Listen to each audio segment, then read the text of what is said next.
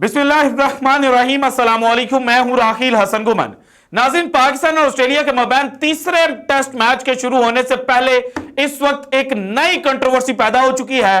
पाकिस्तान और ऑस्ट्रेलिया के मबैन जब मेलबर्न टेस्ट चौथे दिन खत्म हुआ था तो उस दौरान पाकिस्तान के डायरेक्टर जो हैं मोहम्मद हफीज, उन्होंने प्रेस कॉन्फ्रेंस की थी और प्रेस कॉन्फ्रेंस के अंदर उन्होंने पाकिस्तान टीम की जो परफॉर्मेंस थी उसको लेकर बात की थी और उन्होंने कहा था कि जनाब हम बाकी टीमों से बेहतर खेले हैं।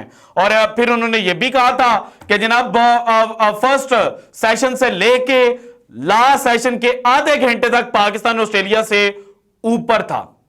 लेकिन अब इस स्टेटमेंट को लेकर इस वक्त जनाब पाकिस्तान और भारतीय मीडिया दोनों के अंदर एक वावेला जो है वो मचाया जा रहा है। भारतीय मीडिया यह कह रहा है कि जनाब जो मोहम्मद हफीज ने बात की थी कि जनाब ऑस्ट्रेलिया के खिलाफ बाकी टीमों से हम बेहतर खेले हैं, तो उन्होंने दरअसल जो पहले टेस्ट मैच में शिकस्त मिली थी भारत को साउथ अफ्रीका के खिलाफ एक इनिंग और 32 रन से, उस तरफ इशारा किया था और उन्होंने भारतीय क्रिकेट टीम की इंसल्ट की थी।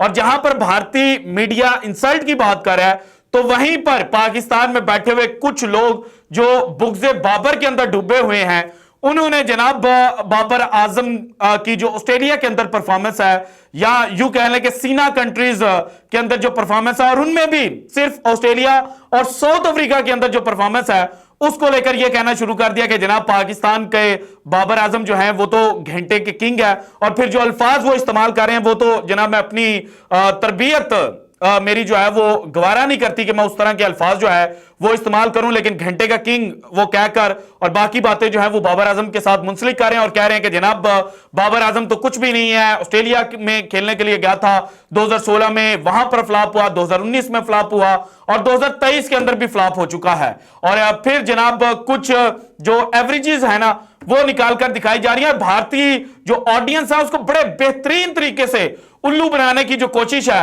वो पाकिस्तानी मीडिया कर रहा है। और फिर नीचे जनाब उनका कमेंट सेक्शन मैंने थोड़ा सा रीड करने की कोशिश की तो भारतीय ऑडियंस उनसे बड़ी खुश थी और कह रही थी कि जनाब आपने कमाल कर दिया, आपने पाकिस्तान के अंदर बैठकर सच बोल दिया। तो कुछ जनाब जो सच है वो मैं भी ढूंढ कर निकाल आया हूं, स्टैट्स मैंने भी लिखे हुए हैं। और किंग विराट कोहली, जिन्हें मैं बड़ा हाईली अप्रिशिएट करता हूं और जो जनाब उन्होंने क्रिकेटिंग वर्ल्ड में अपना नाम पैदा किया है, उसके ऊपर उनकी अप्रिसिएशन बनती भी है। लेकिन जनाब उनके नाम को लेकर बाबर आजम को बिला वजह क्रिटिसिज्म करना यह जनाब मेरी समझ से बाहर है। सो इसीलिए आज विराट कोहली और बाबर आजम के कुछ जो सीना कंट्रीज के अंदर स्टैट्स है ना वो मैंने आपके सामने रखने हैं ताकि आपको पता चल जाए कि ये जो घंटे का किंग कह रहे हैं ये खुद जनाब घंटे के सोशल मीडिया एक्टिविस्ट हैं और यूट्यूबर्स हैं। इनका काम सिर्फ और सिर्फ फेक प्रोपेगेंडा करना होता है, इससे ज्यादा जनाब ये कुछ भी नहीं कर सकते। और भारतीय ऑडियंस जो अपने आप को बड़ा जनाब पाकिस्तान से सुपीरियर समझती है, क्योंकि उनके मुताबिक उनके जो साइंसदान है वो पाकिस्तान से सुपीरियर है। हालांकि साइंसदान सुपीरियर है भाईजान, आप चांद के ऊपर आपके साइंसदानों ने पहुंचाया, आप आम पब्लिक ने तो नहीं पहुंचाया। सो आम पब्लिक जो है वो जनाब बड़े बेहतरीन अंदाज से वो जो पी हे दाल वाओ का लफ्ज पाकिस्तान में इस्तेमाल किया जाता है ना वो बन रहे हैं। सारी चीजें एक एक करके आपके साथ शेयर करूंगा। और मोहम्मद हफीज की जो स्टेटमेंट थी वो भी जनाब एग्जैक्टली उन्होंने क्या कहा और क्या वाकई उन्होंने भारत की इंसल्ट की है, ये भी आज की वीडियो में मैंने आपके साथ शेयर करना है। लेकिन इससे पहले जनाब इस वक्त पाकिस्तान के जो मिस्ट्री स्पिनर हैं इब्रार अहमद, उनके हवाले से चीजें जनाब सामने आना शुरू हो चुकी हैं, क्योंकि इब्रार अहमद जो दौरा ऑस्ट्रेलिया से पहले ही इंजर्ड थे, जो हमारे तक इतलात पहुंची है ना, तो पिंडी के अंदर जो कैंप लगा था ना उसी दौरान इब्रार अहमद जो है उन्होंने अपनी राइट लेग के अंदर जनाब जो दर्द की शिकायत है वो टीम मैनेजमेंट को की थी। लेकिन जनाब टीम मैनेजमेंट ने कहा कि आपके राइट लेग में दर्द है और हम अगर आपको ऑस्ट्रेलिया टूर पर साथ ना लेकर गए तो हमारी जो कुर्सियां वो चली जाएंगी, लेकिन आपने ऑस्ट्रेलिया टूर पर साथ जाना है। और ऑस्ट्रेलियावी PM11 के खिलाफ उन्होंने जनाब कोई 28-29 ओवर्स फेंके थे और वहां पर जनाब तीसरे दिन उनको दर्द महसूस हुआ और उनको मेडिकल के लिए जनाब हॉस्पिटल ले गए, वहां पर उनके स्कैन्स हुए और फिर ये चीज सामने आई कि जनाब इब्रार अहमद जो माजी में भी इंजरीज का जनाब शिकार रह चुके हैं, उनकी जो इंजरी है वो बड़ी सीरियस नौयत की है। और अब जनाब तीसरे टेस्ट मैच से पहले उनकी इंजरी की नौयत क्या है और क्या वो सिडनी टेस्ट में पाकिस्तान टीम के लिए अवेलेबल होंगे, आज की रात जनाब जो इब्रार अहमद है उनके लिए कितनी क्रूशल है, इसके बारे में भी वीडियो में बात करेंगे। लेकिन उससे भी पहले जो चीज मैंने आपके साथ शेयर करनी है वो है बाबर आजम का सबसे बड़ा दुश्मन रगड़े में। अब आप पूछेंगे कि सबसे बड़ा दुश्मन कौन है, तो जनाब वर्ल्ड कप 2023 के दौरान बाबर आजम के स्क्रीनशॉट किसने लीक करवाए थे, आप बड़ी बेहतर तरीके से जानते हैं। लीक करने वाले को भी जानते हैं, जिस चैनल के ऊपर हुए थे वो भी जानते हैं, बाद में माफिया किसने मांगी थी ये भी आप जानते हैं, और बाबर आजम किसके खिलाफ लीगल एक्शन लेने जा रहे थे ये भी आप जानते हैं। लेकिन लीक करने वाला कौन था, वो जनाब इस वक्त ऑस्ट्रेलिया के अंदर मौजूद हैं।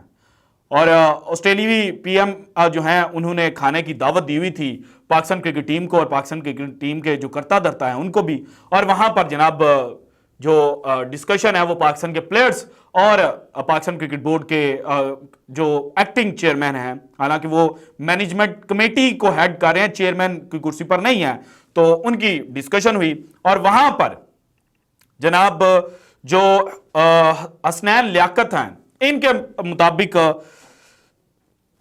मोहम्मद रिजवान ने सीधा सीधा ज़का अशरफ साहब को यह कहा कि जनाब कुर्सी आनी जानी चीज है, इंसान को ऐसे काम करने चाहिए कि लोग जाने के बाद याद करें, मालूम होना चाहिए वर्ल्ड कप में कौन खेलेगा कौन नहीं। अब मोहम्मद रिजवान ने तो खुलकर बात की है ना, उनको पता है कि जनाब जो ऑडियो लीक हुई थी मुबैना तौर पर हमारे ज़का अशरफ साहब की, तो उसके अंदर मोहम्मद रिजवान को कप्तान बनाने की जब बात आई तो क्या कहा गया था कि ये साया ग्रुप के साथ मुंसलिक है। और फिर जनाब दौरे न्यूजीलैंड के लिए जब पाकिस्तान टीम सिलेक्ट की जानी थी तो उससे पहले क्या बातें की जा रही थी, और मोहम्मद रिजवान को और बाबर आजम जो हैं उनको क्या मशवरा दिया जा रहा था कि आप रेस्ट करें। सो इसीलिए उन्होंने पूछा कि भाईजान अभी बता दें आपकी सोच क्या है, ताकि उसके मुताबिक हम जो फैसले हैं वो करें।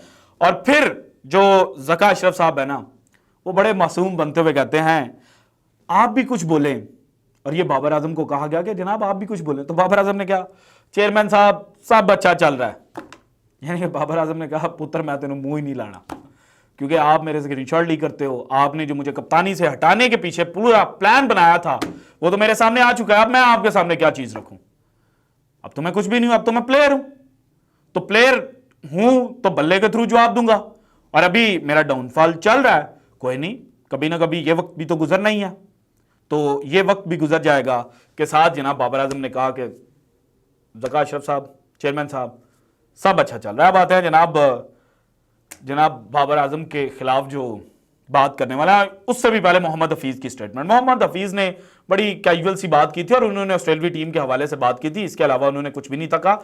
उनको तो पता भी नहीं होगा कि इंडिया जो है वो बड़ी बुरी तरह पिट चुका है, और अगर वो ये स्टेटमेंट देते ना कि जनाब हम बाकी टीमें जो ऑस्ट्रेलिया विजिट करती हैं उनसे बेहतर खेले हैं, तो फिर उनको मेरा ख्याल है कि स्टैट्स भी पता होने चाहिए थे कि 2021-22 की जो सीरीज इंडिया ने खेली थी जनाब ऑस्ट्रेलिया के अंदर, ये सीरीज इंडिया जीत कर गया था। इसके अलावा 2018 की जो सीरीज है वो भी इंडिया जो है वो ऑस्ट्रेलिया के अंदर जीत कर गया था। सो इस तरह की जो स्टेटमेंट है ना वो मोहम्मद हफीज नहीं थे दे सकते, लेकिन इस स्टेटमेंट के तनाजुर में चूंकि बाबर आजम को क्रिटिसाइज किया जा रहा है और यह कहा जा रहा है कि जनाब देखें विराट कोहली के ऑस्ट्रेलिया के अंदर जो एवरेज है वो 54.08 की है, और साउथ अफ्रीका के अंदर एवरेज है 52.06 की।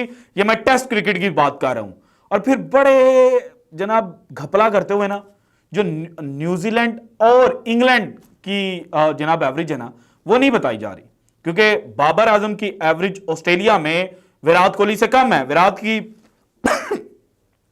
54.08 है, बाबर की ऑलमोस्ट 25 है। इसके बाद साउथ अफ्रीका में 52.06 विराट कोहली की है, बाबर आजम की 36.82 एवरेज है। ठीक है, यहां पे जो विराट कोहली हैं वो बाबर आजम से ऊपर हैं। इसके बाद जनाब इंग्लैंड के अंदर विराट कोहली की जो एवरेज है टेस्ट क्रिकेट में वो है 33.21 की, और बाबर आजम की एवरेज है 65.75 की। सो यहां पे कौन सुपीरियर है? बाबर आजम। इसके बाद न्यूजीलैंड के खिलाफ जनाब 36 की एवरेज है न्यूजीलैंड के अंदर विराट कोहली की, और बाबर आजम की एवरेज है 47.33। यानी कि सीना कंट्रीज में दो जगह पर विराट कोहली बाबर आजम से ऊपर हैं, और दो मुल्कों के अंदर जनाब जो बाबर आजम हैं वो विराट कोहली से ऊपर हैं। इसके बाद यह भी कहा जा रहा था कि सेंचुरियन की विकेट जो है वो मेलबर्न से ज्यादा खतरनाक थी और अगर पाकिस्तान सेंचुरियन में खेलता तो पाकिस्तान जनाब एक इनिंग और 200, 250, 300 रन से शिकस्त खाता। तो भाईजान आपको शायद अंदाजा नहीं है कि जो साउथ अफ्रीका के अंदर बैटिंग फ्रेंडली पिचेस समझी जाती है ना, वो सेंचुरियन की है। और अब भारत जहां पर खेलने के लिए गया है ना केपटाउन में, वो सेंचुरियन से ज्यादा खतरनाक है। भारतीय मीडिया को भी खोलकर देख लीजिएगा, वो आपको बता देंगे। आप पाकिस्तान में बैठकर सिर्फ व्यूज लेने के चक्कर में और भारतीय ऑडियंस को जनाब PHADU लगाने के लिए ना, तो ये कर सकते हैं। हमारे सामने आपकी ये जो चीजें हैं ना वो नहीं चलेंगी। अच्छा, इसके बाद आ जाए, विराट कोहली किंग है। विराट कोहली ने जनाब अपने टेस्ट कैरियर के अंदर अभी तक कितने मैचेस खेले हैं, मैं आपको एग्जैक्ट जनाब यहां से निकाल कर दिखा देता हूं। 189 इनिंग्स के अंदर विराट कोहली साहब जो है ना वो बैटिंग कर चुके हैं टेस्ट कैरियर में, और टोटल 112 जनाब मैचेस जो हैं वो विराट कोहली ने खेले हैं टेस्ट क्रिकेट के अंदर। इन 112 मैचेस में विराट कोहली जनाब ऑस्ट्रेलिया में भी खेल चुके हैं, साउथ अफ्रीका में भी खेल चुके हैं, इंग्लैंड के अंदर भी खेल चुके हैं, न्यूजीलैंड के अंदर भी खेल चुके हैं, वेस्ट इंडीज के अंदर भी खेल चुके हैं, बांग्लादेश के अंदर भी खेल चुके हैं, श्रीलंका के अंदर भी खेल चुके हैं। तो ये बड़ी क्रिकेटिंग नेशंस है। जिम्बाब्वे के खिलाफ भी बल्कि खेल चुके हैं, जिम्बाब्वे के अंदर भी खेले होंगे। So out of India Virat Kohli के जनाब टेस्ट मैचेस में कितने मैन ऑफ द मैच है, ये जनाब गूगल करके ना तो मुझे बताइएगा। और अगर आपको नहीं पता चल रहा मैं बता देता हूं, एक। अब आपको समझ आई है कि चल क्या रहा है। ये अवाम जनाब सिर्फ और सिर्फ ना समझते हैं कि अगले जो हैं वो बाकी लोग भी जो यहां से फारिग होते हैं उनकी तरह हम चूरन बेचेंगे, अगले पिक कर लेंगे, वाह वाह हो जाएगी, ओ हम गले फाड़ लेंगे और जनाब हमारी जो घंटियां हैं वो लेके घंटे इस तरह से बजाएंगे तो लोगों को लगेगा बड़ी अच्छी प्रेजेंटेशन दी है। अब जनाब बाबर आजम के ऊपर भी आप सवाल करेंगे कि बाबर आजम के कितने हैं। बाबर आजम का भी कैरियर का स्टार्ट ही है ना, 7 साल है। इन 7 सालों में इन्होंने मैचेस कितने खेले हैं? विराट कोहली के मुकाबले पे तो नहीं खेले। विराट कोहली ने जितनी पहले 7 सालों के अंदर टेस्ट क्रिकेट खेली थी उतनी तो बाबर ने नहीं खेली। तो भाईजान बाबर ने अभी तक टेस्ट क्रिकेट में एक दफा मैन ऑफ द मैच हासिल किया और वो भी पाकिस्तान में हासिल किया। मैं आपको ये भी साथ ही बता देता हूं। सो ये जो जनाब इतना ज्यादा डिफरेंस क्रिएट करने की कोशिश की जाती है ना, ये इतना बड़ा डिफरेंस है नहीं। और बाबर आजम का रफ पैच चल रहा है। जिस दिन बाबर आजम का ये जो अभी करंट रफ पैच है ना ये खत्म होगा तो बाबर आजम दोबारा से उभरेगा और बाबर आजम दोबारा से जनाब जो क्रिकेटिंग वर्ल्ड है ना उसके अंदर अपना नाम पैदा करेगा। और अगर आप किंग कोहली के साथ कंपैरिजन कर रहे हैं तो उसके पीछे रीजन यह है कि कोहली ने अचीव किया हुआ है, बाबर अचीव करने की जानिब जा रहा है। तो जनाब जो अचीवर होता है उसी के साथ कंपैरिजन किया जाता है। आप बाबर आजम का कंपैरिजन जनाब आप उमर अकमल के साथ तो नहीं करेंगे। और एक और बात आपको बता देता हूं 2018 की सीरीज और 2021 की सीरीज के बारे में।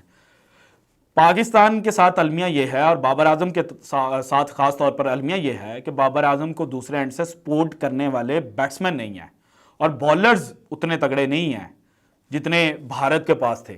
जब भारत जनाब सीरीज जीता था ना 2018-19 में जो लास्ट सीरीज जीता था, इसमें जनाब जो इनके मैन ऑफ द सीरीज थे वो चेतेश्वर पुजारा थे, विराट कोहली नहीं थे। और विराट कोहली 2021 की जो टेस्ट सीरीज थी भारत की और ऑस्ट्रेलिया की, उसका पहले मैच में जब भारत 36 के ऊपर आउट हुआ था ना तो वो पहला टेस्ट खेलकर वापस आ गए थे। उसके बाद अजिंक्य रिहाने ने कप्तानी की थी। फिर 2018 वाली आप सीरीज कह सकते हैं कि जनाब वो विराट कोहली ने अपनी कप्तानी में जितवाई थी। लेकिन उस सीरीज के अंदर भी जो रन स्कोरर था हाईएस्ट भारत के लिए वो चेतेश्वर पुजारा था, विराट कोहली नहीं था। इसके अलावा आप 2014 की सीरीज की बात करते हैं जहां पे विराट कोहली ने रन्स का अंपायर लगाया था। नो डाउट उन्होंने रन्स किए थे, उन्होंने बड़ी अच्छी क्लासी जो इनिंग्स हैं वो खेली थी। लेकिन वो सीरीज 4 मैचेस की सीरीज भारत जो है वो 2-0 से हार गया था। यानी कि उनकी इनिंग्स जो आई थी वो मैच डिफाइनिंग और मैच विनिंग इनिंग्स नहीं थी।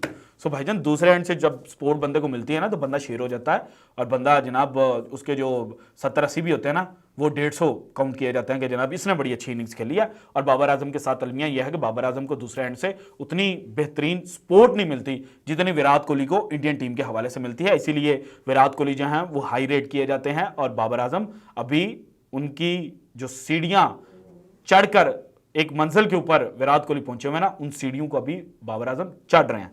अब आते हैं जनाब मोहम्मद हफीज के हवाले से एक और, फिर मैंने मिस्ट्री स्पिनर के बारे में बताना है। मोहम्मद हफीज साहब ने जनाब कुछ दिन पहले फाइन की बात की थी कि जो लड़का सोया हुआ होगा वो नेशनल ड्यूटी पर होगा और सोया होगा तो उसके ऊपर $500 जुर्माना जो है वो किया जाएगा। अब ये खबर सामने आई है कि मोहम्मद हफीज साहब ने जो डिसिप्लिन है उसकी एक नई मिसाल जनाब कायम कर दी है। और इजाज वसीम बाखड़ी साहब जो इस वक्त ऑस्ट्रेलिया के अंदर मौजूद हैं, उन्होंने जनाब आज सुबह एक ट्वीट की थी और लिखते हैं, ऑस्ट्रेलिया वालों ने हमारे कोच को जहाज पर भी न चढ़ने दिया। मोहम्मद हफीज मेलबर्न से सिडनी अहलिया की वजह से टीम के साथ फ्लाइट मिस कर गए। बुलबुल ने बताया है टीम डायरेक्टर साहब होटल से एयरपोर्ट टीम के साथ आए, होटल से पूरी टीम जो है वो इकट्ठी आई और पाकिस्तान टीम की फ्लाइट में इनकी अहलिया भी साथ सफर कर रही थी। बोर्डिंग कार्ड इशू करवाने के बाद हफीज साहब और शान मसूद अपनी बेगमात के साथ कैफे में कैपुचिनो और लाटे कॉफी के मजे ले रहे थे, तो शान मसूद को अंदाजा हो गया कि जहाज रवानगी के लिए तैयार है, तो वो चले गए। मोहम्मद हफीज अहलिया के हमरा आइन उस वक्त डिपार्चर टनल में दाखिल हुए जब हमले ने दरवाजे बंद होने का साइन ऑन कर दिया था। काफी मिन्नत समाजत हुई लेकिन मोहम्मद हफीज को जहाज में सवार ना होने दिया गया और वो आधे घंटे बाद अगली पहली दस्तयाब फ्लाइट पर मेलबर्न से सिडनी रवाना हुए। सो मोहम्मद हफीज साहब तो दे रहे थे जनाब एग्जाम्पल्स कि नेशनल ड्यूटी पे हैं, आप किस तरह से सो सकते हैं, लेकिन आप जनाब डिसिप्लिन की खिलाफ वर्जी मोहम्मद हफीज जो पाकिस्तान टीम के इस वक्त करता धरता है उनकी जानिब से की गई। आप बातें हैं जनाब मिस्ट्री स्पिनर साहब जख्मी हो गए थे, उनको इंजरी कंसर्न था जब PM11 के खिलाफ पाकिस्तान मैच खेल रहा था। उसके बाद पहले 2 टेस्ट मैचेस से उनको दूर रखा गया और पाकिस्तान ने जनाब एक जो जेन्युइन स्पिनर है उसको मिस किया क्योंकि नेथन लाइन जो ऑस्ट्रेलिया के हैं उन्होंने 2 मैचेस खेले हैं, इनकी 4 इनिंग्स में बॉलिंग करके 9 विकेटें अपने खाते में दर्ज की हैं, जबकि पाकिस्तान जो कि पार्ट टाइमर आगा सलमान के साथ जा रहा था जिन्होंने पहले टेस्ट मैच में 40 के करीब ओवर फेंके थे और दूसरे टेस्ट मैच में जनाब उन्होंने 11 ओवर फेंके हैं, तो वो जनाब पूरे दोनों मैचेस के अंदर सिर्फ एक डेविड वार्नर की सेकंड टेस्ट मैच में विकेट हासिल करने में कामयाब हुए थे। इसीलिए प्लान ये था पाकिस्तान क्रिकेट टीम का कि जनाब मिस्ट्री स्पिनर जो हैं उनको तीसरे टेस्ट में शामिल किया जाए, लेकिन अब जो रिपोर्ट आ रही है ऑस्ट्रेलिया से वो यह है कि इब्रार अहमद ने पाकिस्तान टीम के साथ प्रैक्टिस की है, वहां पर बॉलिंग की है और अगर आज रात को उनको किसी किस्म का कोई दर्द या कोई शिकायत नहीं होती तो उसके बाद जनाब उनको टीम के अंदर इंडक्ट किया जा सकता है, क्योंकि रेगुलर स्पिनर ने ज्यादा ओवर करने हैं। दूसरी जानिब पाकिस्तान शाहिन अफरीदी का जो वर्कलोड है उसको भी मैनेज करने की जानिब है और अब तक ऑस्ट्रेलिया और पाकिस्तान दोनों टीमों में से जिस बॉलर ने सबसे ज्यादा ओवर फेंके हैं इस दो मैचेस की अभी तक की सीरीज में वो है शाहिन अफरीदी जिन्होंने 99.2 ओवर्स फेंके हैं। सो पाकिस्तान यह चाहता है कि शाहिन अफरीदी तीसरे टेस्ट मैच में कम ओवर करवाएं और इसीलिए पाकिस्तान मिस्ट्री स्पिनर इब्रार अहमद के साथ कोई जनाब जो चांस है वो नहीं लेना चाह रहा, क्योंकि पहले ही पाकिस्तान शाहिन से कम ओवर करवाएगा और अगर इब्रार अहमद जो है वो दरमियान में इंजरी कंसर्न का सामना करते हैं और इंजर्ड हो जाते हैं तो फिर पाकिस्तान 9 प्लेयर्स के साथ मैदान में होगा और पाकिस्तान ये चांस